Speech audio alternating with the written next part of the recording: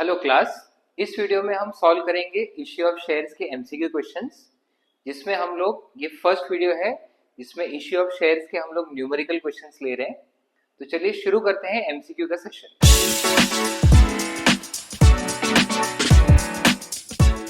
First question, a company has 80,000 shares of 100 each.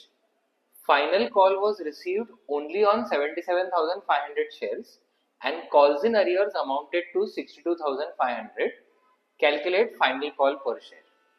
अब सबसे पहले कंपनी के 80,000 शेयर्स हैं, बट फाइनल कॉल हमें रिसीव हुआ सिर्फ 77,500 शेयर्स पे, मतलब 2,500 शेयर्स पे कॉल्स इन अरियर्स हो रहे हैं। एंड जो कॉल्स इन अरियर्स हो रहा है उसका टोटल अमाउंट 62,500, मतलब 2,500 शेयर्स पे टोटल हमें 62,500 नहीं मिला। तो पर शेयर हमें कितना नहीं मिला, तो 62,500 डिवाइडेड बाय 2,500, तो ये हो जाता है 25 रुपीज पर शेयर। सो फाइनल कॉल ही रिसीव नहीं हुआ, तो अकॉर्डिंगली फाइनल कॉल ही 25 रुपीज पर शेयर होगा। तो क्वेश्चन में वही पूछा है, कैलकुलेट फाइनल कॉल, आंसर हो जाएगा 25 rupees. Next, the company has an authorised capital of 5 lakh shares of 10 rupees each. Out of these, 3 lakh shares were issued and 3,60,000 applications were received. Amount of share capital to be shown in balance sheet is. सबसे पहले question में authorise capital दिया है जो है 5 lakh shares का। Authorise capital सिर्फ notes to accounts में शो होता है, मेन बैलेंस शीट में ये फुल अमाउंट शो नहीं होता है। अब कंपनी ने 5 लाख में से 3 लाख शेयर्स ही इश्यू किए हैं, बट एप्लीकेशंस उनको ज्यादा मिले जो है 3,60,000। तो ज्यादा एप्लीकेशंस मिलने पे या तो कंपनी एक्सेस एप्लीकेशन को रिजेक्ट कर देती है या फिर प्रोरेटा अलॉटमेंट करके एडजस्ट कर देती है।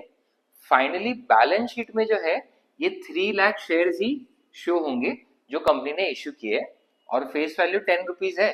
सो 3 lakh into 10, amount of share capital in balance sheet हो जाएगा 30 lakh rupees. Next, company issued 1 lakh shares and received 1,50,000 applications.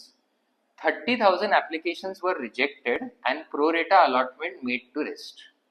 A shareholder applied for 3,000 shares, he will be allotted. So, total applications हमें मिले 150. अब ये 1,50,000 applications जो है, इसमें से 30,000 applications हमने सीधे रिजेक्ट कर दिए, इनको हमने कुछ भी शेयर्स अलॉट नहीं किया। देन बैलेंस बचता है 1,20,000 एप्लीकेशंस, और हमने इश्यू किए हैं 1 लाख शेयर्स। तो ये 1,20,000 एप्लीकेशंस पे हम लोग 1 लाख शेयर्स ही अलॉट करेंगे। अब ये शेयर होल्डर ने 3,000 शेयर्स के लिए अप्लाई किया, तो क्रॉस मल्टीप्लीकेशन के लिए 1,20,000 शेयर्स पे मिले 1 लाख, तो 3,000 एप्लीकेशंस पे मिलेगा x। क्रॉस मल्टीप्लाई करके यहाँ पे आ जाएगा 2,500 शेयर्स, तो इसके अलॉटेड शेयर्स हो जाएंगे 2,500। अब ये वैसे तो सिंपल कैलकुलेशन है, यहाँ पे आपको डाउट आ सकता है कि अगर 3,000 अप्लाई किए हैं तो जैसे बाकी सब में एप्लीकेशंस में से 30,000 रिजेक्ट हुए थे, इसमें से भी कुछ रिजेक्ट हुए रहेंगे। सो यहाँ पे हम अज्यूम कर रहे हैं कि जो एप्लीकेशंस रिजेक्ट हुए वो एप्लीकेंट के जितने शेयर्स उसने अप्लाई किए थे सारे के सारे रिजेक्ट हो गए। सो रिजेक्शन वाले कंप्लीटली हट गए, और अगर हम किसी को अलॉट कर रहे हैं तो सीधा इसी रेशियो में अलॉट कर रहे हैं। सो 3,000 अप्लाइड, अगर इसके रिजेक्ट होते तो पूरे 3,000 रिजेक्ट हो जाते, और अगर अलॉट हो रहे हैं तो फिर 120:1 लाख के रेशियो में ही अलॉट होंगे। सो ये एक सेशन हुआ एमसीक्यू क्वेश्चंस का, जिसमें इश्यू ऑफ शेयर्स के हमने ये बेसिक एमसीक्यूज लिए। नेक्स्ट वीडियो में, नेक्स्ट सेशन में हम लोग थोड़े और कॉम्प्लिकेटेड एमसीक्यूज लेंगे।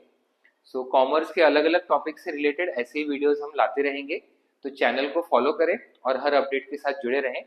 मिलते हैं अगले वीडियो में, तब तक पढ़ते रहें।